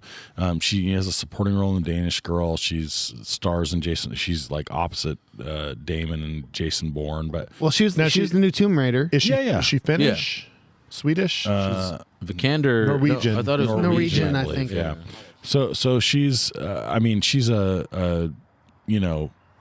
she's not your classic like everybody knows marquee Hollywood name for sure. Yeah. Supposedly she was a star in her own country before like she got. And I believe she's a dancer, also. So she's. But in this, like, she's phenomenal. I mean, I honestly think, for all the Oscar Isaac love, she outacts everybody else, all the other 3 people in the movie. And for me, anybody that's getting close to Michael Fassbender, come on now. Well, I think a big part of that is married to the Fassbender. I think a big part of that is that you like, and maybe this is part of the Turing test that Garland is giving us is I didn't even think of her as the actress playing Ava. Yeah, I just thought Ava was Ava. Ava's Ava. Yeah. And then now you're saying that, no, she played that role perfectly because she played an AI. You know what I mean? Like that. Does that make sense? You passed. It kind of reminded me. You're a human. That's great. I'm a human, and I think she's a human, and that means that I failed. That's right. It kind of reminded me of Tron a little bit because in Tron they all have like the little suits and it's all glowing suits, so you just see their face only. And it's like, since you only see her face, you get to focus on like her like facial expressions and stuff. And it's like her curiosity about things and like the way she reacts to different responses that Caleb says. It's like, it's so much of her acting is just on her facial responses. It's not, you don't get to see her hair. You're not thinking about like her body too much because it's all kind of robot looking. I completely forgot that she was the actress that was playing Ava. Yeah. It's a very good acting job there because she has to do so much with only being able to basically express her facial emotions. I'm going to snag the location. Like, fuck. Great choice. Juvet, I think it's Juvet Landscape Hotel in Norway is where I want to fucking go on my next vacation. Or if that's a place you can go, that place was incredible. That waterfall and all those, like, the freaking the snow and everything and the whole building and everything like that was just super fucking cool, and I thought that was great. And can I go there? Or I mean, it sounds like it's a hotel. It seems kind of cool. Like, I mean, yeah, no, you can go there for sure, but it's going to cost you like $30,000 a night. And also, just make sure you have your little ID card so you can get in all the doors. Okay, yeah. And then still the other guy's ID card so you can fuck all those robots. That's a pretty important part too. Okay. All right, body bag. It's time for the body bags. I'm going to start here because it's kind of related to all the things we've been talking about with AI. And My body bag is just all the terrible shit humans are going to put AI through. As it gets better and better and we develop it, like we're just going to do some fucked up shit. But then I also think of like some of like the cool things, like imagine like football players that are like these AI like physical robots. They don't get CTE. They can't like we can go back to like you got jacked up. Like we can go back to like them just like breaking each other and like Clotheslines across the middle. Yeah, we don't have to have penalties anymore. We can just like let's just let them go fucking. They're just all robots just for our entertainment. There was an old video That's why game. they rise up, Brad. That's why they rise up. That's what I'm saying. My whole point is the body bag is we're going to do some fucked up shit with these AI beings. And at some point, they're going to realize, why are we letting these humans? We can fuck all of them up. And it's going to be bad news. So my body bag is just AI as an evolution of us just doing really, really, really bad stuff. And then it leading to the AI takeover. So be nice to the AI robots, I guess. I mean, most of it's Nice my or fault. potential I only overlords. kick my Roomba every once in a while. Like just, if it's fucked up against Apparently like stuck. Zach fucks You're it. stuck under the bed again, you motherfucker. I go fucking kick it. And, with your dick? yeah, I dick it. No, that's what Zach does. Gotta teach That's why he's not here. All right, Scotch, what are you body bagging? It's funny because I realized that I shagged the CGI on Ava, but I'm also going to body bag unrealistic CGI, meaning the seams when they took the skin off and then put it back on, and it just all of a sudden the seams just kind of disappear, and it's like. It was weird. It's like you would see something there. You would see, and a similar thing happened in. Did you guys see the movie Contact with Jodie Foster? Oh yeah. So they obviously it was alien technology that we created, but she's inside the little thing, and it closes up, and the little doorway, all the seams disappeared like magic. And it's like you see that in AI too. It's like as the little where the skin meets, all of a sudden like it just kind of the line disappears. Yeah, and it's like there's no fucking there's no nanotechnology where they're fucking like filling in the gaps and stuff like that. They didn't say that. They didn't talk about it. Which and it's just like they should have left in little lines, so you could if they So you know you're fucking a robot. Yeah. So anyway, that was just a small little nitpick that I had, and it's because as I'm watching this. And same thing with Contact, it takes me out of the moment for a second because I'm like, fuck, what? They got fucking magicians doing this shit now or what? Seriously, so that's why it's my body bag. What movie is it where they actually like burn it to like make it back together? Oh, Westworld. I was thinking the TV show Westworld. Yeah. Whenever they're wounded and stuff, they have little they make guns. sure- they just yeah, kind of yeah. laser it, and it kind of like smooths out the skin. So you can't tell that there's been an injury or that they. Right. That's Westworld. But all right, Walter, what's your body bag here? Oh, me? I thought he was next. It's random. It's I was fucking waiting for chaos him. theory. Chaos theory. ChatGPT's Fuck, man. So my body bag, I love the CGI in this film. I think it was great. It obviously was great because it won the fucking Academy Award. Right. Over movies that had a much bigger budget. Yeah. But that stabbing scene. Can you give me a better fucking stabbing scene? Come on. It's so clear that when she stabs him in the back and then he gets stabbed in the chest or in the stomach, that it's so fake. It's so fake. The fake blood, like the blood looked really bad. In the end of the scene, he's obviously wearing a whatever the term is for the pack that explodes, and it looks real, like a squib or something. A squib, yeah. Okay. But when it happens, like the knife just melts. Yeah. The knife just melts. Now what? It's super and then he gets- smooth. It's just like What I there's will no tension. What I it's- will say, and, no. and I almost shagged this because the sound of the knife going in just made my skin crawl. For sure. Just but, this, but the it was slow. the look of it, like Yeah. I could tell because the CGI in this movie was great. Yeah. It was great. Do the AI beings have just like great strength? So it's like it doesn't even have to like be like No. put any force into it. It's just like no. I've seen too many fucked up videos of people actually getting stabbed. Yeah. And so the stabbing scene, it's like, oh, let me just melt this blade into this person. I'm gonna body bag that because that's garbage. Like you did so many great things with the CGI, and the other thing I'm gonna body bag, as I mentioned earlier, was Nate. Like you're not gonna know that your security system was breached. Little Nathan. Like, come on, bro. Like, come on. Like, yeah, you're a drunk, but like You're not going to know your shit because he also double crossed with the battery powered Ford. camera. See, you're stepping all my shit with your All right, I'm second sorry. body All right, drop. I'll let you go. I'm sorry. I'm sorry. I'll let you go. Mine is Go just for it. Go for it. The I know that you know that I know that you know that I know. Yeah. Like I thought there was some unnecessary sort of like complication and confusion to it. Huge. I think that there's enough to grapple with because of the sort of AI uncertainty. We didn't need the double cross, triple cross, quintuple cross. We all assumed that he was watching when the power was down, right? Yeah, I think there was a way to make it slightly simpler so that we didn't add to the slow burn, to the like mind-blowing AI thought process, also like a weird plot twist. I just thought it left me more confused than it did intrigued, and I didn't love that. Yeah. Yeah, it's like, hey, dude, this guy is the genius in the world. He's going to know that his fucking security system was hacked. Right. He's going to get a notification, hey, someone fucked with your shit. Somebody was in your room. Yeah, right. Come on, bro. Like, you got cameras everywhere. Someone's going to fuck with your shit. But then he didn't know. Like, yeah, that's garbage. Yeah. That doesn't make any sense. Brad, you got a body bag? Or do you already bought a bag? I can't remember. I started this off. All right. Never mind. Said that all the terrible shit that AI is going to do to us. You're right. And I was trying to bow down to my AI overlords instantly. They're going to play this podcast someday and they'll be like, hey, Oh, Brad agreed with us. We're not going to turn him into. He's just going to be like mush. One of our like little like servants. I mean, we're not going to like just annihilate him. I wasn't listening. Thanks. Appreciate you, man. All right, we're moving on to our next category, folks. I will press a button, maybe. Crackle, Pluto, HBO, find anime on Crunchyroll, Peacock, Hulu, Disney, Netflix, Tubi, Sling TV, Shudder, Fubo. What the fuck is Fubo? I'm sure it'll cause a sensation. It's a streaming recommendation. I've always wanted to jump in on that. I do it every time I listen at work.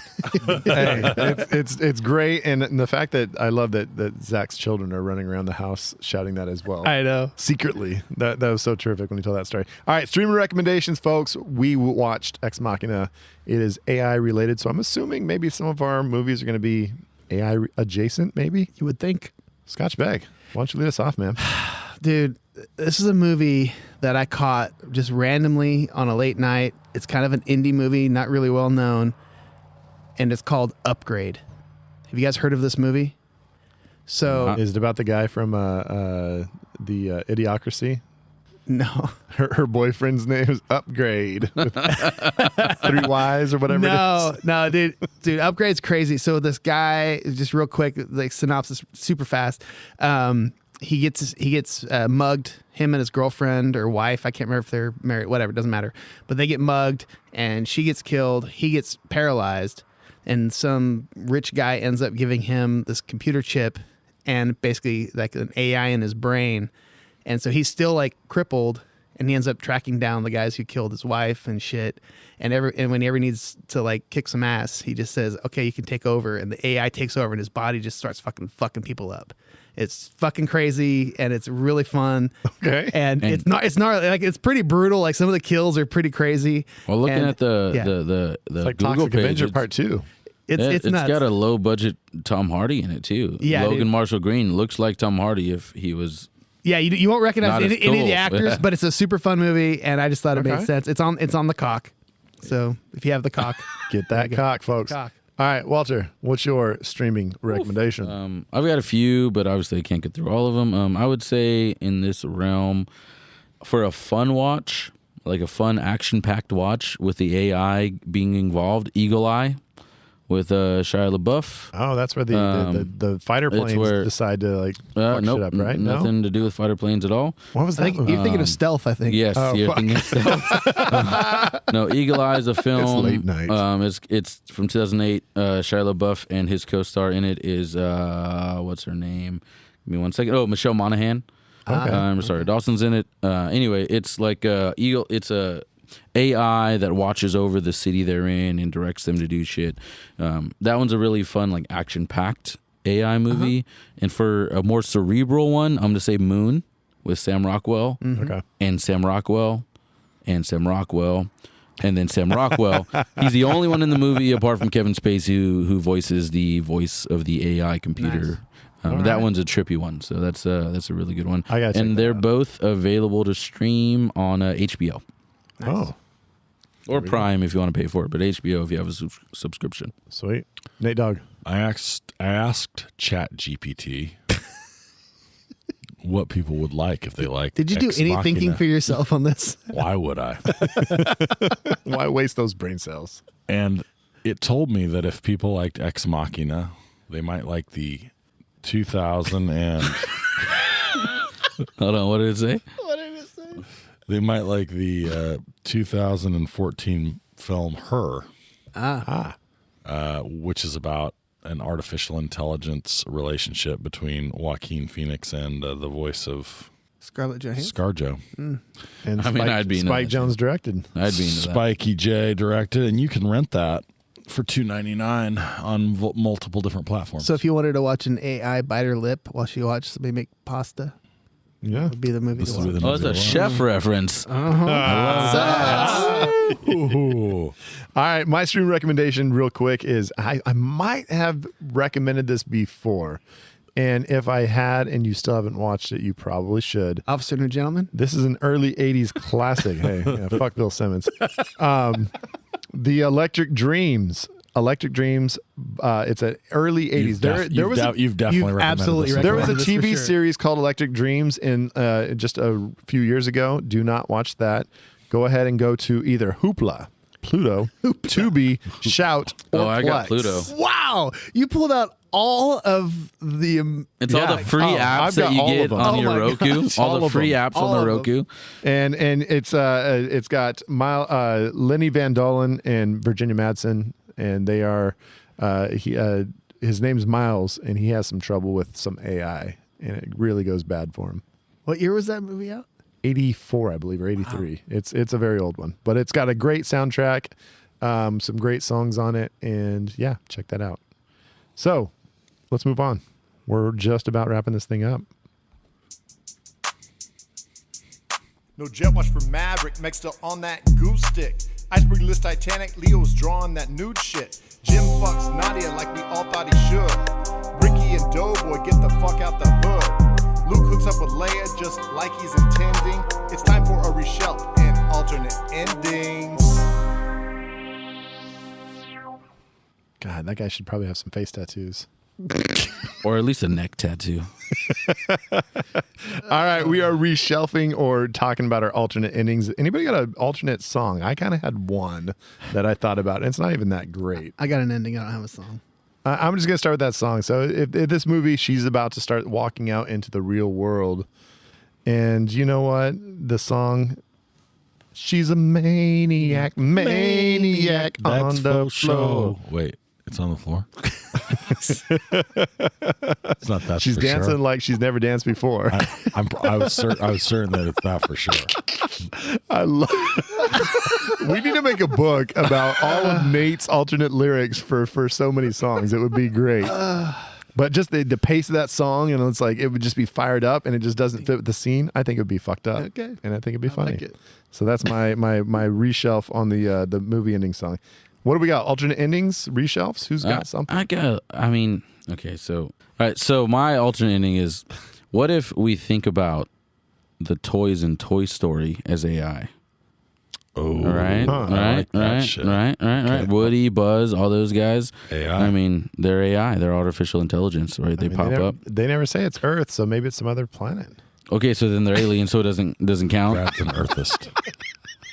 Anyway, my thought here is, so she goes to leave the house, and because she's created, she can't leave. Only organic beings can leave, and she's trapped. So he's got like some safety measures. where it's just like, boom, You like, have to be sorry. organic to leave, and she's trapped, and she tries to get to every exit, and she's stuck in there, and then, I'm a Barbie girl in a Barbie world. Trapped in plastic. It's fantastic. You can, and then that plays, and then it just fades out to black. There you go. All right. So he incorporated the song into the ending. I dig that. right. I dig that. So, I like it. 'cause she's just a little toy for him, and she can't get out. All right.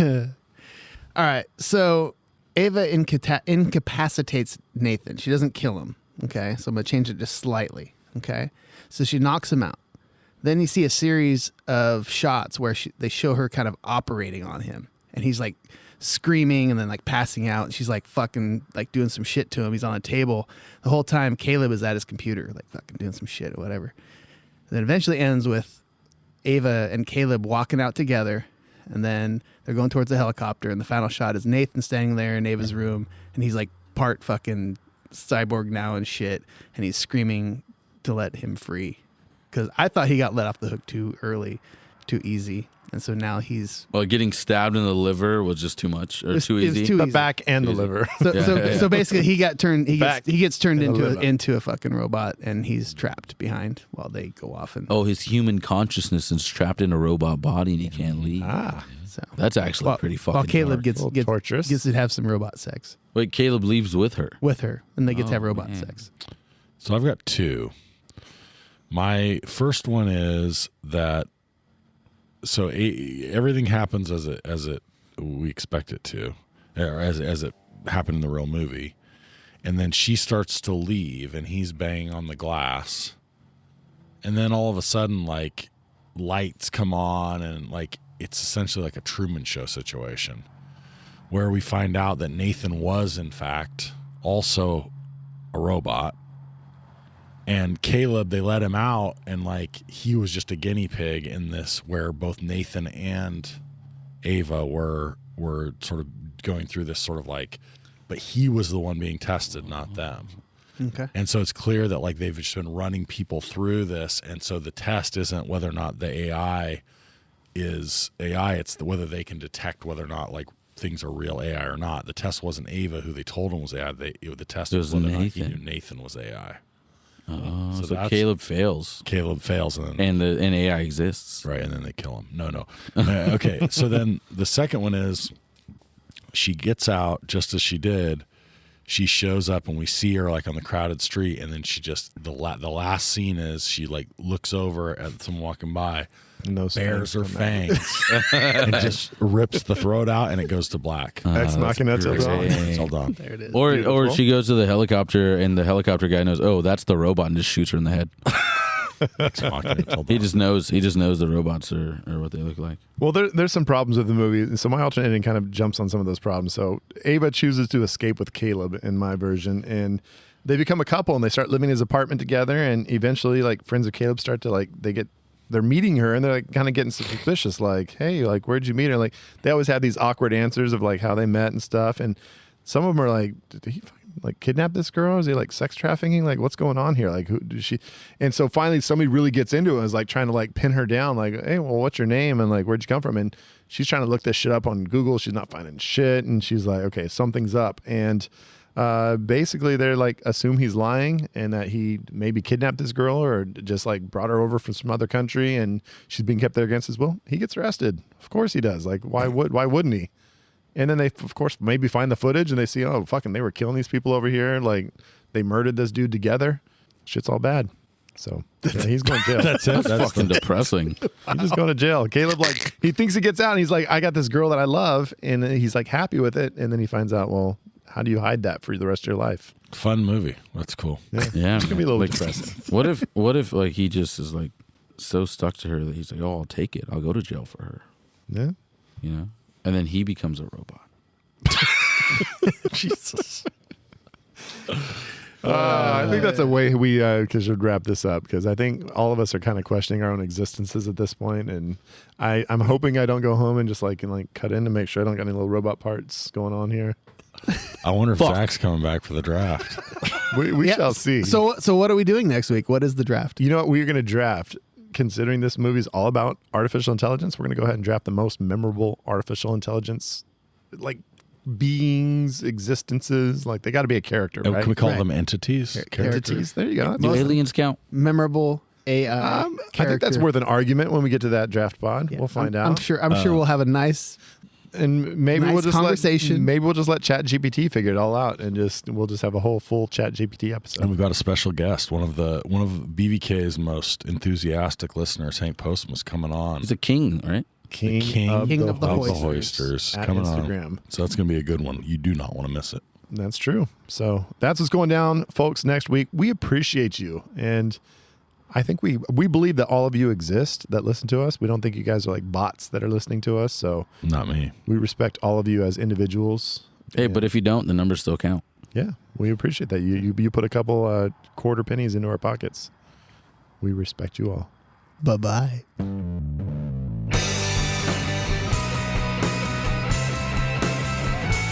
I wanna be at Beverly's, bringing me home with my movies, just a blind by, no reason why. I love this scene. Nick Nates, I can brag your favorite podcast. Let's start this